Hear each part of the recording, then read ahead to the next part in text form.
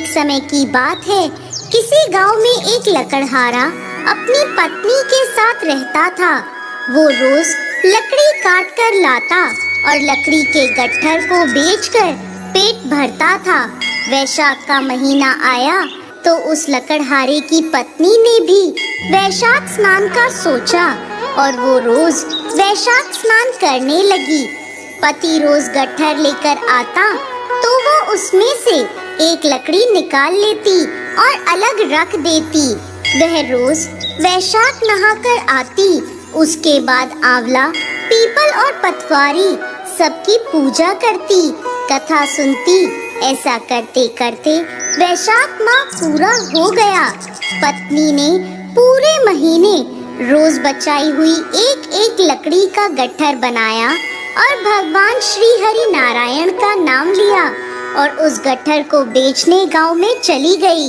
भगवान श्री हरि नारायण की कृपा से वो लकड़ियों का गट्ठर चंदन का हो गया। जब वह राजा के महल के आगे से गुजर रही थी तो उन लकड़ियों की खुशबू पूरे महल में फैल गई। राजा को जैसे ही खुशबू आई, द्वारपालों से पूछा। द्वारपाल बोले, महाराज, एक औरत चंदन की लकड़ियों का गट्ठर बेच रही है। राजा ने उनसे कहा, उसे महल में ले आओ। चंदन की लकड़ियों का गट्ठर देखकर राजा ने पूछा, इसकी क्या कीमत है? तब वह औरत बोली, जितना आप देना चाहें मुझे दे दें। मुझे तो 5 ब्राह्मण जिमाने हैं। उन्हें जिमाने के लिए जितना सामान चाहिए मुझे बस वही चाहिए। राजा ने 5 ब्राह्मणों को जिमाने लायक सामान देकर उसे घर भेज दिया। उस लकड़हारे की पत्नी ने 5 ब्राह्मणों को भोजन कराया। भोजन करा के उन्हें दक्षिणा दी और ब्राह्मणों से आशीर्वाद लिया। इधर पति का लकड़ियों का गट्ठर उस दिन नहीं बिका और उसके घर आने में देर हो गई।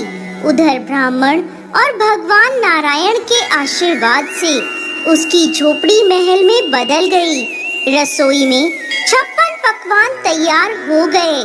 पति जब वापस आया तो उसने झोपड़ी की जगह महल देखा। उसे देखकर उसकी पत्नी उसके पास आई और भगवान नारायण की कृपा की सारी बात उसने अपने पति को बता दी। दोनों पति पत्नी ने साथ में भोजन किया और उस महल में सुख पूर्वक रहने लगे।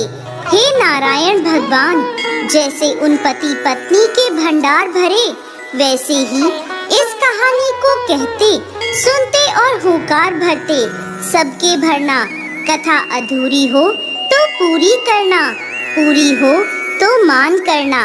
जय श्री हरि विष्णु।